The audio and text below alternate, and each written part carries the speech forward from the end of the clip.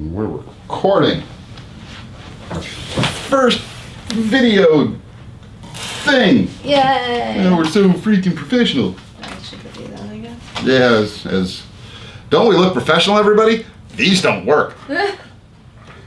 Oh my. All right, you ready?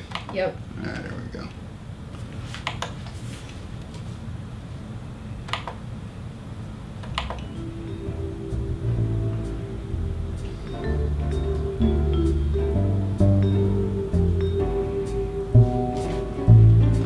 Hey everybody, this is Jonathan Lacht, and you are listening to another episode of the Perilous Podcast.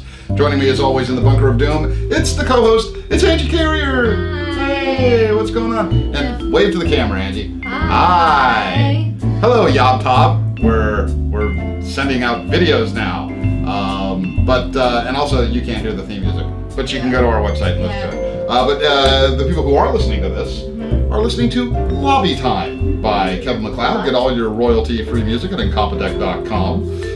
Kevin MacLeod offers a lot of good stuff, and I really like it because it's free. Yeah. And here comes the smooth transition. We'll be listening to a little more of that on the outro. We remove our useless headphones, which I paid for, so they're just props. Actually, I mean, you know, they're useful. Anyway, excuse me.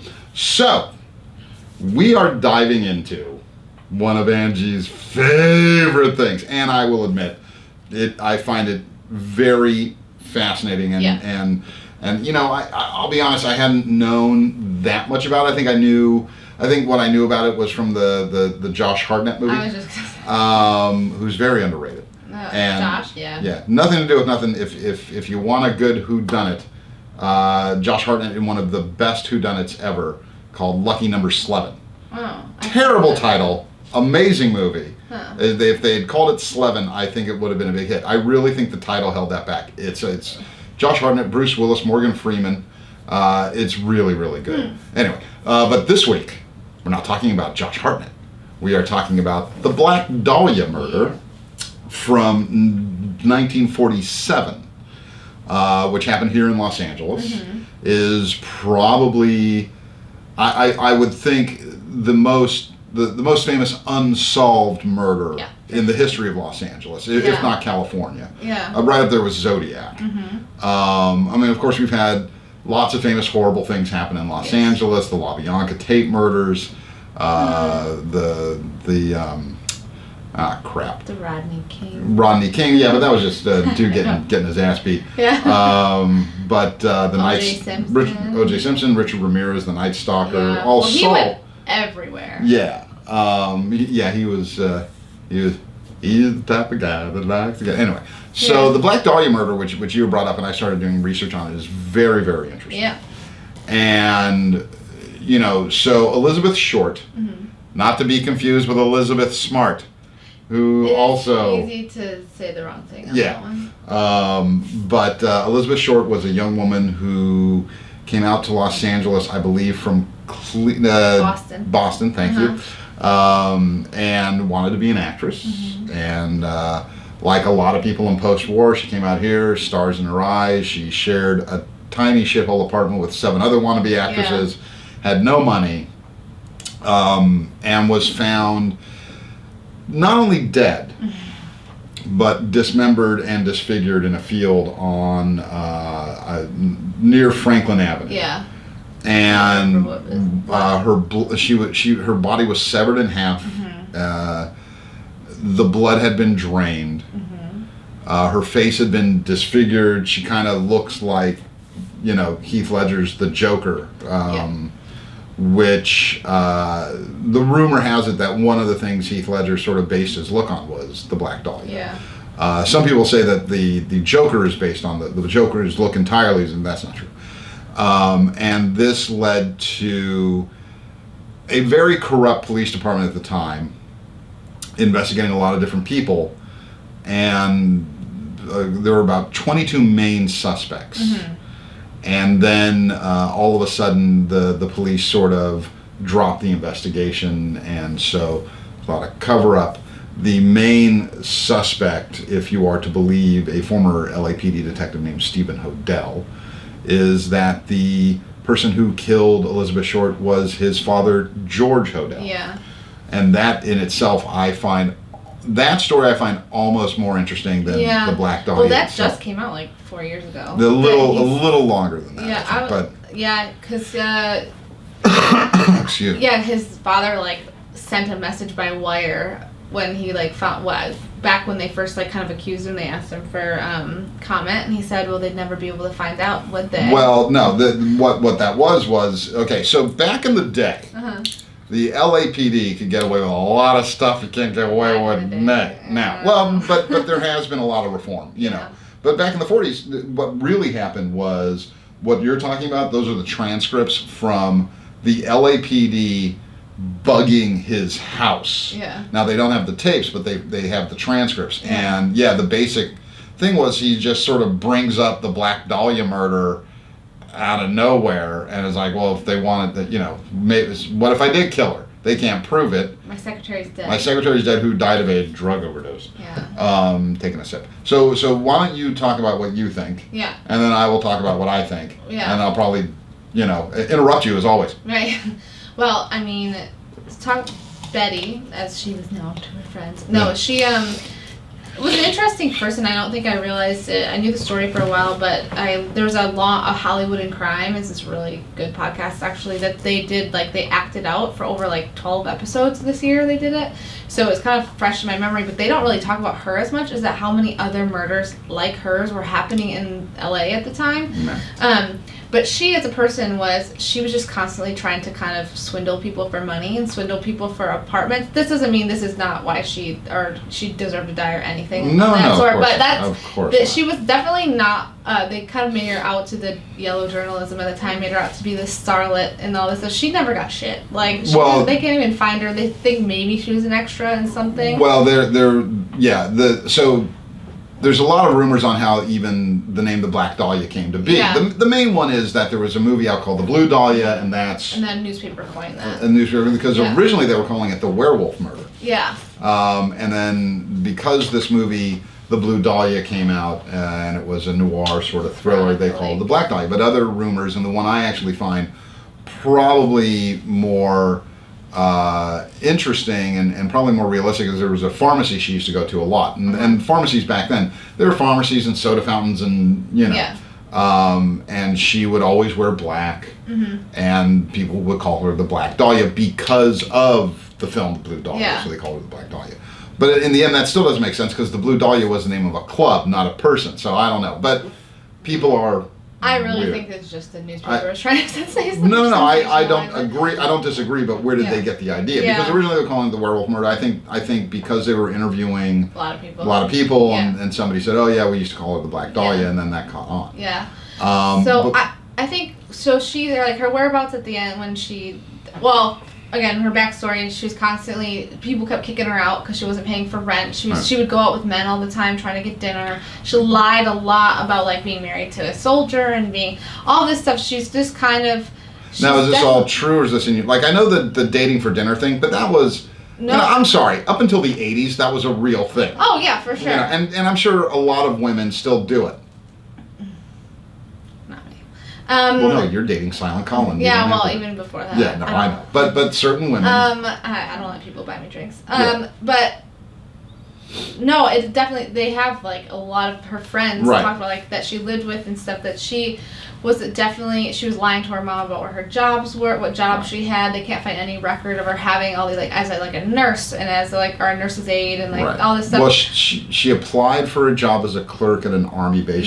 She wasn't even qualified to do that. Yeah, she didn't have a lot of qualifications. I think she's what would you call it, a pathological liar, but maybe that's a little too harsh of a word. She was someone who was making up tall tales all the time. And I think also to maybe look at it as a slightly nicer way of looking at it is, so you come to Los Angeles. People don't understand.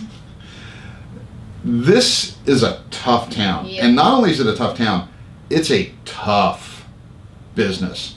And I think just because of the interconnectivity of the world nowadays, people have a better idea that, when you come to this town, the streets are not paved with gold. Yeah. But in the 1940s, post World War II, she thought she'd, you know, if you're the best looking woman in a small suburb of Boston, you think you're going to come out here, and you know, you go from being special to being a dime a dozen. And I think she thought she'd come out and bat her eyes and she'd be a star. Yeah. And that's just rarely is that the way it works. Yeah. And quite frankly, it almost always ends horribly. Yeah. And, you know, it's so funny, so many people who, it's really tough to explain our industry to people outside the industry. Mm-hmm. And because I have friends, you know, from out of state or whatever, and family members, especially you know, we're a very large family. And so we have, you know, when I go see the family in England or whatever, and, you know, they know I work in the industry. And they don't understand why I don't know George Clooney, and I don't. It's like, well, George Clooney wouldn't cross the street to piss on me if I was on fire. Not that he's a mean guy. Yeah. But I'm a working writer. Yeah. You know, and most of us in the entertainment industry, we're just working class folks. We, you know, I drive a Hyundai. I have a tiny house in the valley, and I'm very, very happy. And the majority of my friends are not entertainment industry friends. You know, it's just this average life. It's a good life. You know, the worst day in the entertainment industry is still better than most people's best day in their job. Yeah. So 1946, 45, when she came out to LA, she had no idea. She thought she'd get off the bus and someone would go, "I'm going to put you in a picture." Yeah. Why, you're fabulous, darling. Yeah. And somebody may have said that. Yeah. But they were just trying to sleep with you. Yeah. Right. And so she came out here. It's more expensive than where she was from. Yeah, she I think maybe felt she was better than, like, she didn't need to get a job because she was better. Yeah. You know, and that's a death knell. Mm-hmm. And even though I believe the people, you know, they tried to paint her to sell, and I believe this, to sell papers. They tried to paint her as a hooker and this and that. Horrible. And I doubt she was that. Yeah. But, you know, young women, even more than men, but young men too, who are not really well educated, maybe not as smart as they think they are. Man, you can get fooled in this town, and we know for a fact that, considering her body showed up severed in half, it was just as evil back then as it is now, and you can quickly find yourself in way over your head. I mean, even more evil than sometimes you even hear today. Like her body was like clean to blood. It was like very, very precisely horrible things done to it. Yeah, well, it was severed in a way that basically it's sort of like a Jack the Ripper sort of thing, where they go, this has to be a doctor, well, it has to be a surgeon. Someone who knows the anatomy. Right, because her body was severed in a way that didn't break the spinal cord or something like that, and it was severed perfectly in half. Yeah. And then drained of blood. And, you know, it's a terrible thing. But also, this did not happen quickly. She was tortured, and that means being somewhere secure. Yeah, and to drain the blood, you need somewhere with a disposal, and you have to have a house and somewhere that people aren't going to hear somebody screaming or whatever. Yeah. No, I also didn't know. I mean, I knew that her tattoo got cut off and then stuffed inside of her, and then and she was made to eat feces. Yes, that's the one I did not know until today. Even though I've listened to a lot of stuff. What was the tattoo? Do you remember? It's a rose, a black rose. A black rose. Mm-hmm. Maybe that's why she ended up with the Black Dahlia name. I mean, and then, like I said, there's other murders that were similar to it that were happening around the same time that police were half-assedly investigating also. I'm not aware of that. What, like... There was a woman found in a bathtub. I don't remember all of this. Wasn't that Chicago, though? No. Okay, because there were murders in Chicago that look similar. There was other ones in LA that weren't quite as brutal, but that had similar, like... That happened before? Around the same time. I don't know if it was right before, but it was like within the same 40s like time. But it could be escalating behavior. Yeah, because like you have to have done that before to be able to do that perfectly, or at least done something similar to it before. Right. Or just, you know, escalating behavior. Yeah. You know. But yeah, and I agree. To me, that is not a first murder. No way. You know what I mean? Like, no way is that some guy's first outing. Yeah. That was, you know, and it's a mix of psychosis and anger, I think. Huge hatred for women. Like that. Yeah, is, but yeah. Of course. But psychosis and anger, and yet careful planning. You know, it's you know, when you look at the, you know, and people would say, well, severing the torso in half is the angry part. I don't think that's the angry part. The torture. I think the torture and the cutting of the face is the angry part, and that's, you know, to me speaks of a man who was not living the life he thought he should have, and was not worshipped by beautiful women the way he thought he should be worshipped. And this psychosis had been bubbling up for a long time, and it came out. This was his, for lack of a better term, his masterpiece. Yeah. You know, so I apologize. Go ahead. No, I agree. I'm just going to do something on my phone. Oh, But I'm listening. I just want to do something. It's not R2D2, is it? No, racist R2D2 isn't here right now. Yeah. Check past episodes for racist R2D2 appearances. Who is a terrible, terrible astromech droid, by the way. Yeah, with her, I mean, from what it sounds like of how much she was a talker and would get herself into situations, like... We'll talk more about that. Elaborate on that. Yeah, well, like, so she got onto studio lots by, like, kind of weaseling her way in, which is inventive, and I'm, again, not saying that any of this is why she should have been killed or anything like that. Just that was her personality, that she wanted to be on sets and she wanted to be close to it, and she, like, would, like, weasel, like, talk her way onto the set. I think she was a good talker. She was good at exaggerating, good at, like, making up stories. So kind of what I thought, if, let's say the doctor, who was 2 blocks from the Millennium Biltmore, where she was last seen, his office was, they say that the one that they think George Hodel. Yeah, we'll get into that. Yeah, so, I mean, if, let's say it was him, or whoever it was who really hates women and has this hatred and anger towards them, if he ran into her, like, she might, like, have a conversation with him, maybe expect something out of him, maybe try to, like, say, like, what are you doing, or all that stuff, and she's kind of, I mean, mouthy is not the right word, but, like, is a strong woman, and somebody who already has this inclination, who's been maybe looking for a victim, who was wanting something like this, she could have been the perfect one, like, this woman... not taking my shit, she's doing or she whatever, was, you know, the straw that broke me. the camel's back. Okay, I hate to do this. Hang on one second. This new computer, it's sort of stalling every now and again, which is weird because it's way more expensive than the old computer. So hang on. Okay, so it looks like it's going. We may have to do some editing. I apologize. I don't care about you. Yeah. I'm apologizing to you. No worries. So the George Hodel thing. So the interesting thing about George Hodel. So real quick though. So Elizabeth Short is last seen, I believe, getting out of a cab at the Biltmore Hotel. I thought it was that she left the Biltmore and was walking down Olive, and that was the last time somebody saw her. Okay. But either way, she's at the Millennium. But then you hear other rumors that she was with a man and a woman. Yeah. And I don't know. Now, yes, George Hodel's office was near the Biltmore, and his home was near where she was found, which is very interesting. Now, so Steve Hodel, who wrote a book called The Black Dahlia Avenger. Yeah. And, you know, Steve, here's where things just get crazy. And, you know, part of me finds it very compelling and part of me not. But I do lean toward the major conclusion that George Hodel most likely was the killer. Yeah.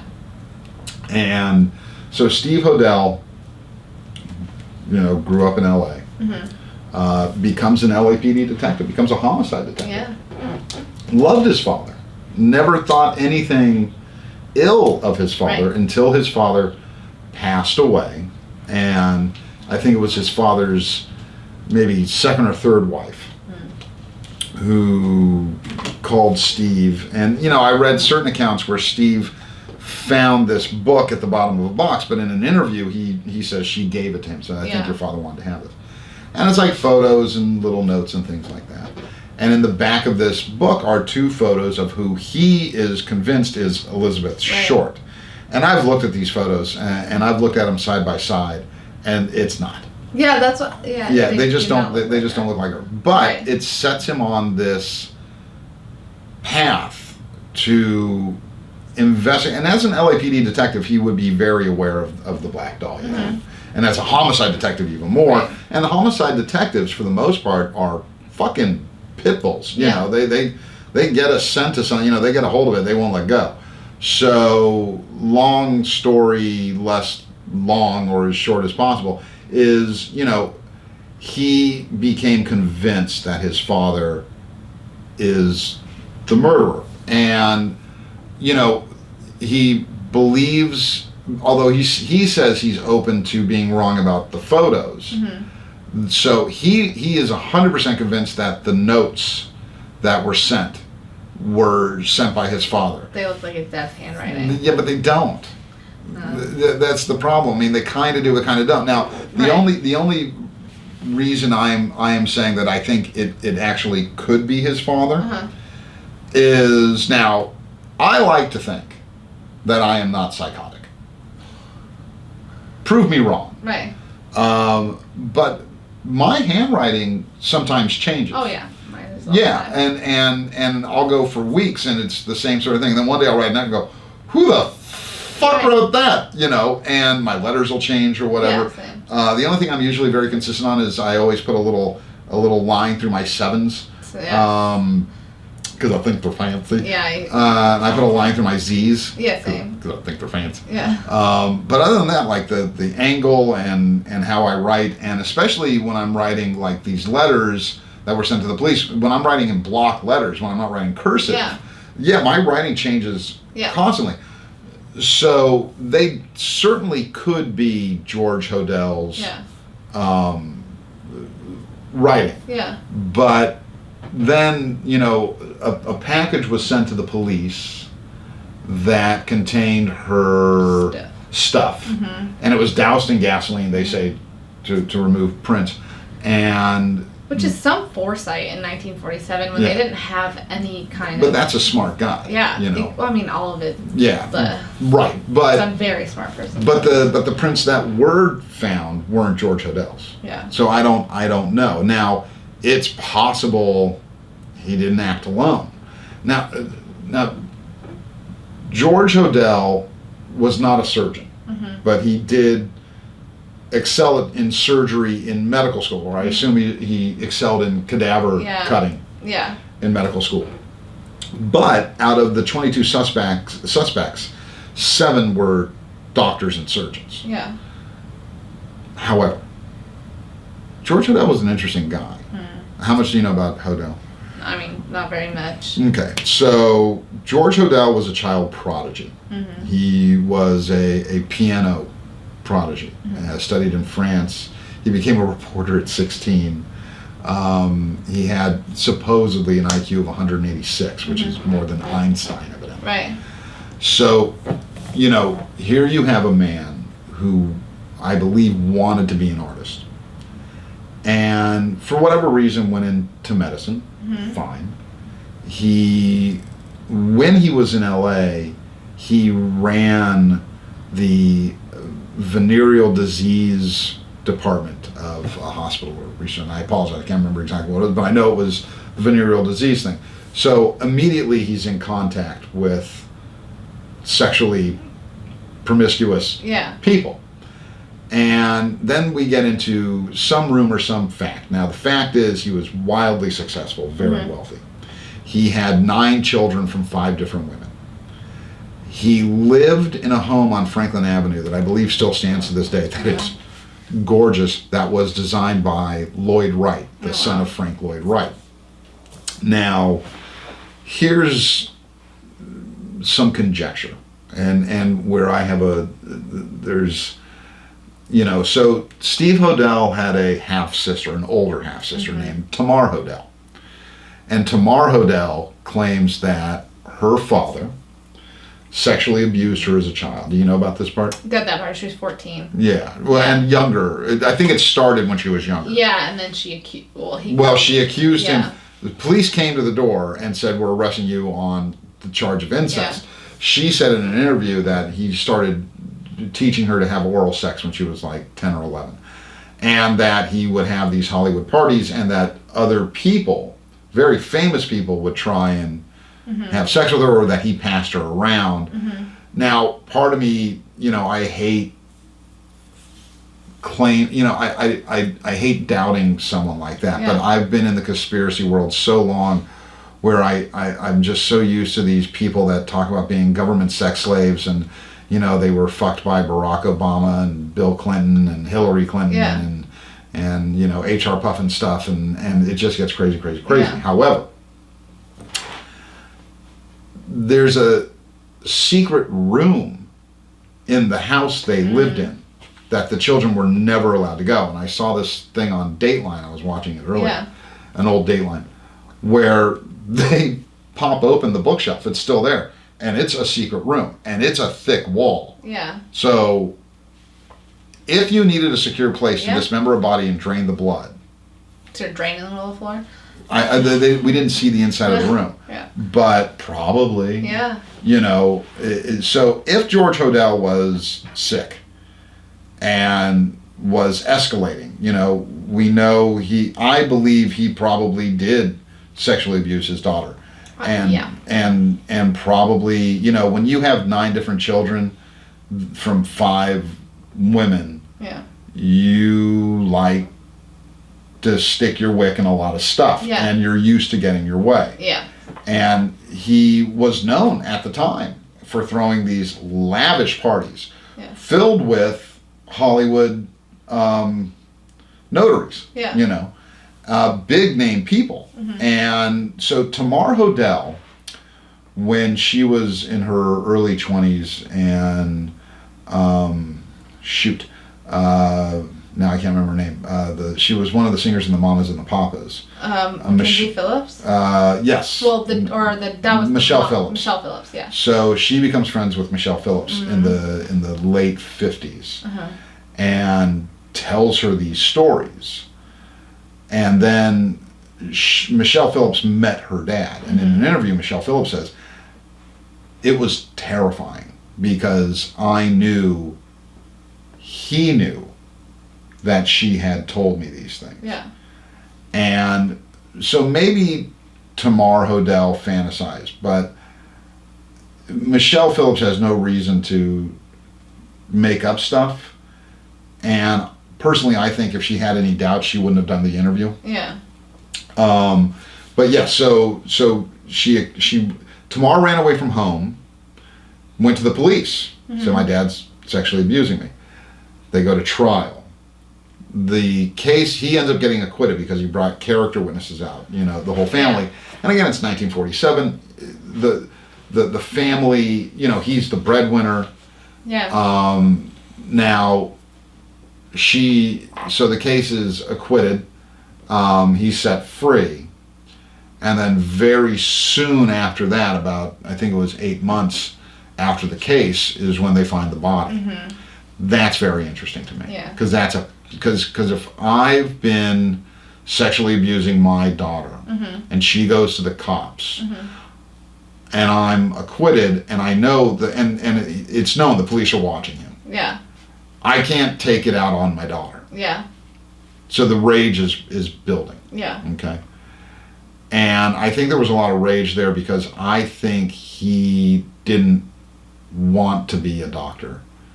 I think, like Elizabeth Short, he wanted to be famous. He wanted to be an artist. He wanted to be recognized as a creative power. Yeah. And I think that rage slowly built. I apologize. I'm monopolizing the. No, that's interesting. I mean, I 100% believe his daughter, but I always believe victims. Yeah. It's a tough situation, but I think that he probably had rage from other things too, not just the life that he didn't want. Like, I'm sure that exacerbated it, but I don't know anything about, like, what was his mother like, Right. and what was his Absolutely. father like, and what did he grow up in. But like, because I mean, even so, like that timing is interesting, but like it's still such a brutal attack that I feel like he had to have been doing other stuff on the side, even in addition to his daughter. Oh, no. Yeah, Yeah. I'm Yeah. not, I agree 100%. Yeah. No. I'm not saying his daughter was the only victim. Oh, no, Yeah. I think he was victimizing women for a long time, but you have...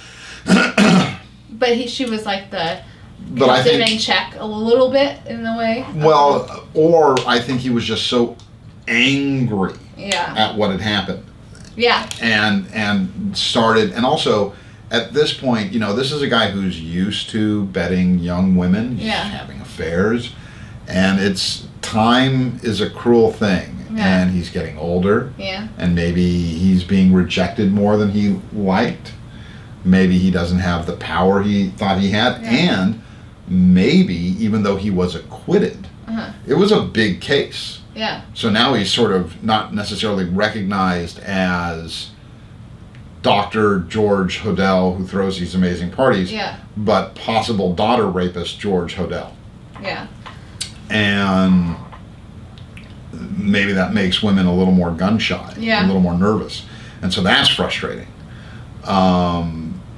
So the Black Dahlia is found, Elizabeth Short. The case, you know, when you look at the files, and again, I can't look at the files. I looked at what little they had on FBI. But the FBI didn't certainly have what the LAPD had or the district attorney's office. So Steve Hodel starts looking into this, and he actually convinces the deputy district attorney, and the deputy district attorney is convinced George Hodel is the... Was there other reasons that he, and now I don't remember because I've read there's like an LA Times article that he did a big interview or one of those, but like, was there other reasons besides the pictures that he saw that he thought, like... Well, for him, it was, I believe, the pictures is one thing, it was the notes. That's right. He's just 100% convinced that those notes were written by his father. Yeah. And then he starts to connect his dad to a couple of murders that happened in Chicago.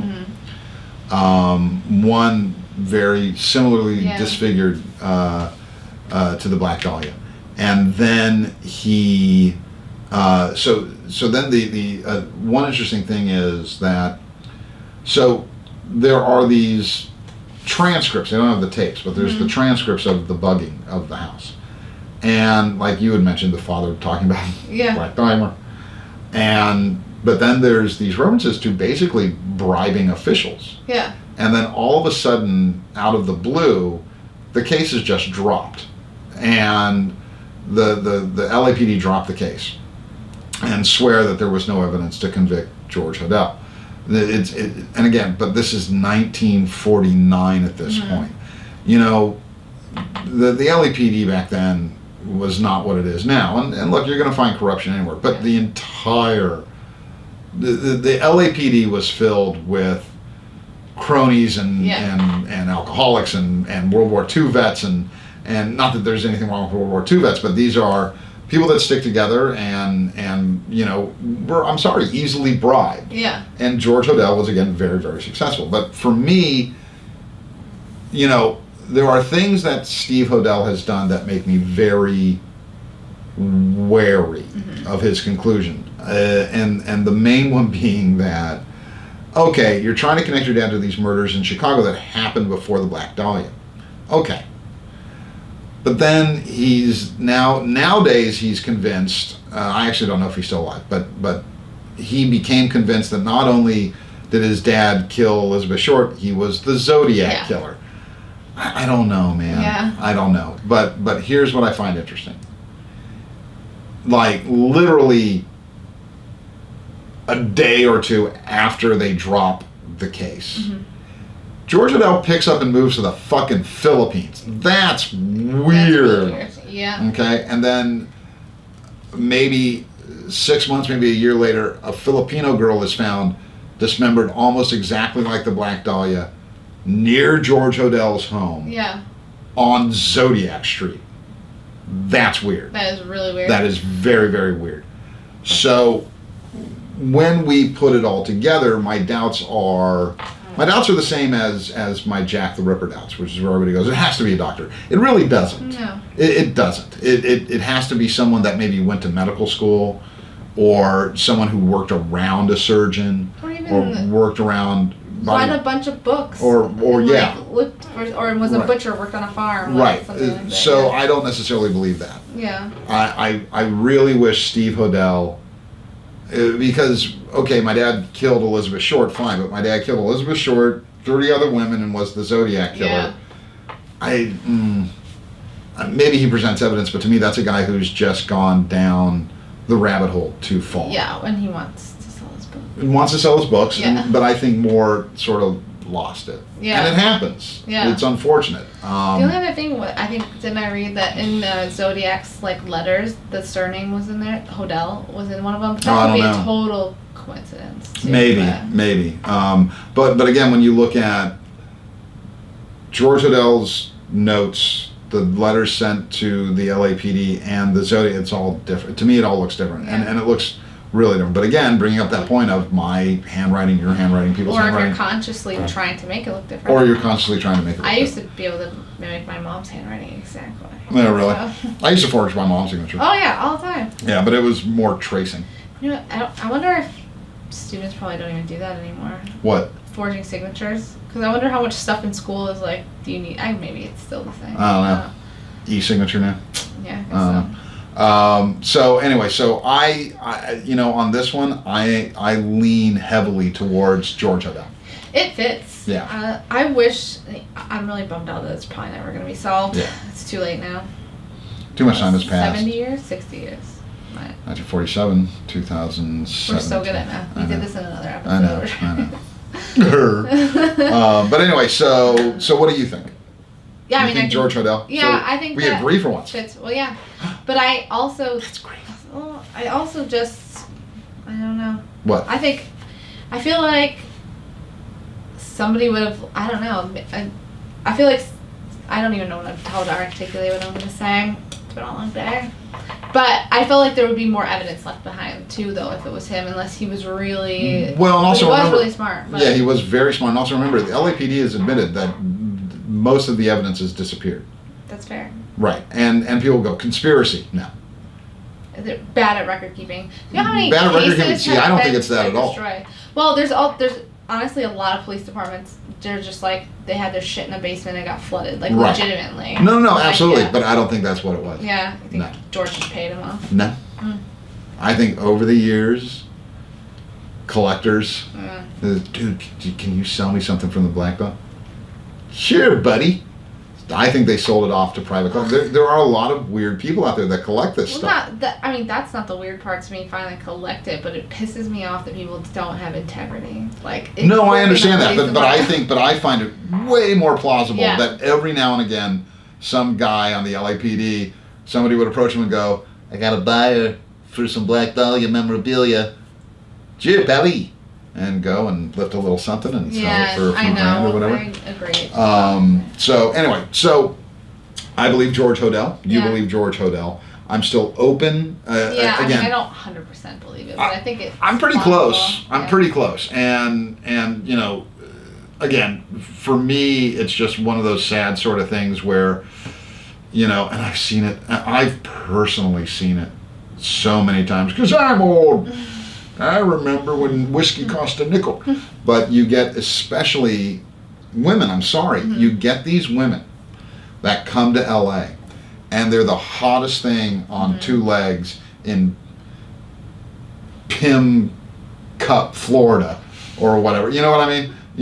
And they're just, they think they're going to come to this town and the doors are going to open, and before you know it, they've been tricked into doing nudes or doing porn. And again, I actually know women who did porn and did it of their own volition. That's what they wanted to do. And it's different now than it used to be. Yeah. But there's still real fucking scumbags out there. Oh. And they'll get tricked into prostitution, get hooked on drugs. They'll get swooped up by various organized criminals, shipped out of the country. I don't know women that happened to, but I know that has happened. I have a lot of organized religions who say that the only way to become an actor or actress in Hollywood is to join their organization. That's right. It has a giant building. You might know some members. Yeah. So we should do a whole show on that. Yeah. We're talking about Scientology. Yeah. But that's not what they say. But I went to Central Casting when I was unemployed for 2 months, and I was like, it'll be fun to be an extra. And when you're waiting in line, because you have to wait outside for 3 hours before you get to like sign up. And there's people who come and walk the line with their like, I do headshots, I'm the cheapest in town, blah, blah, blah. Yeah. There's also people with acting classes, and Scientology comes with their acting classes, and one lady was like berating, they're like, you think you're going to become big in Hollywood? The only way to do it is to be like a part of Scientology. Like, they were like, that's funny. Aggressive. That's just bulldog woman. Yeah, well, they're very aggressive. Well, so we're getting on 40 minutes, so we should, but we'll do Scientology. I have some really interesting Scientology stories. Yeah. All right, Leo. Personal Scientology. Personal Scientology. But anyway, so yeah, I think I really do lean toward George Hodel. Yeah. My only problem with it is I just wish Steve Hodel had, cut his losses and not tried to tie his dad to the Zodiac killing. I just, come on, man. Yeah, but it's fun to think about. It is. So leave a comment. Tell us what you think. You people, leave a comment. Tell us what you think. We'll have I don't know, links and stuff. Yeah. Yeah, sure. You are again listening to Lobby Time by Kevin MacLeod. This has been another episode of the Perilous Podcast. Thanks for coming by, Angie. Yeah, thanks for having me. All right. And I've been your host, Jonathan Latt. And go to my website, jonathanlatt.com. It's all the shit you don't care about in one convenient location. Links to all my social media. Click on the website, or click on Angie's link on the Podbean page. Go to her website if you need a UX designer. Or don't, she doesn't want the work. Go to my Goodreads page, Amazon, Instagram, Twitter. Don't cost nothing. Yeah. All right. Thanks for coming by, Angie. Yeah, thanks. Bye.